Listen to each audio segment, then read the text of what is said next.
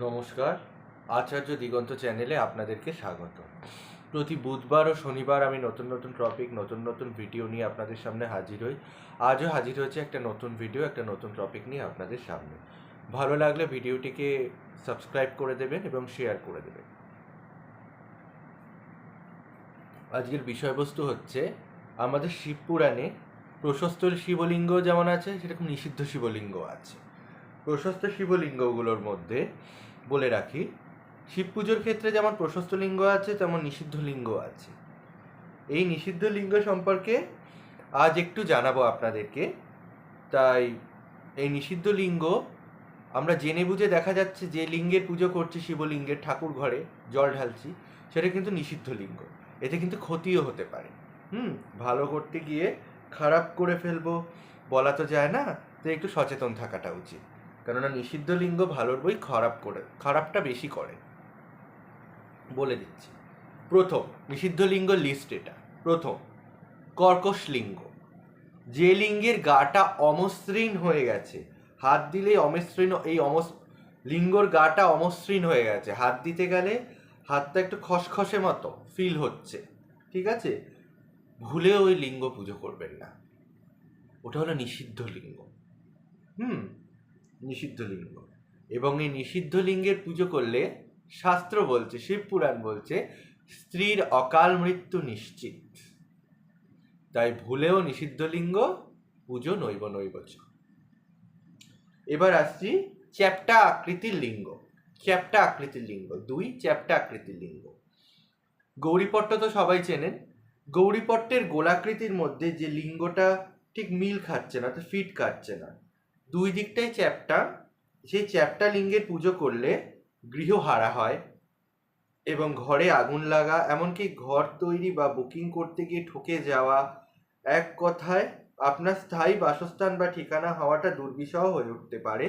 অতএব চ্যাপ্টা লিঙ্গ পুজো থেকে বিরত থাকুন, ঠিক আছে, বিরত থাকুন। এবার বলে রাখছে একপেশী লিঙ্গ।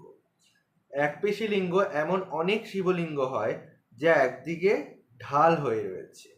কখনো পূজা করা উচিত নয়। এই লিঙ্গের পুজো করলে স্ত্রী, পুত্র, ধেনু, ধন ক্ষয় হয়। শাস্ত্র বলছে, শিবপুরাণ বলছে, স্ত্রী, পুত্র, ধন, ধেনু ক্ষয়ম। তাহলে একপেশী লিঙ্গ পুজো করলে স্ত্রী, পুত্র, ধনধেনু ক্ষয়ম, অর্থাৎ তাই এই একপেশী লিঙ্গ থেকে সাবধান, ঠিক আছে। এবার আসছি ভাঙা লিঙ্গ, ভাঙা শিবলিঙ্গ। দেখে নেবেন যে শিবলিঙ্গের সেবা করছেন আপনি, তার মাথার দিক অর্থাৎ লিঙ্গের দিকটা ভেঙে গেছে নাকি এটা চিড় খেয়ে গেছে। ওই জায়গাটা ভেঙে গেলে বা চিড় যদি খেয়ে যায়, ওই শিবলিঙ্গটারই আপনি নিত্য পুজো করে আসছেন, আপনি সুস্থ কখনো থাকতে পারবেন না। গ্যারেন্টি দিয়ে বলতে পারি, আপনি সুস্থ কখনো থাকতে পারবেন না। হ্যাঁ, তাই ভাঙা শিবলিঙ্গ স্থান হয় প্রবাহিত জলাশয় বা পুষ্করিণীর ধার কিংবা কোনো বটবৃক্ষের তল। এই হলো ভাঙা শিবলিঙ্গের জায়গা। ভাঙা শিবলিঙ্গ ভুলেও ঠাকুর ঘরে রাখতে নেই।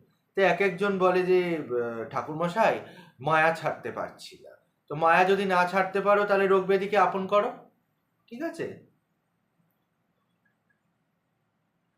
আবার এই রকমও হয় অনেক জায়গায় যে বলে যে ঠাকুরমশাই মাথাটা তো খুলে গেছে, মানে গৌরীপট্ট আলাদা হয়ে গেছে, শিবলিঙ্গ আলাদা হয়ে গেছে, কিন্তু আমার না শিব ঠাকুরটার খুব মায়া লাগছে, আমি কাশি থেকে এনেছিলাম, আমি দক্ষিণেশ্বর থেকে কিনেছিলাম, আমার ভালো লাগছে না ফেলতে।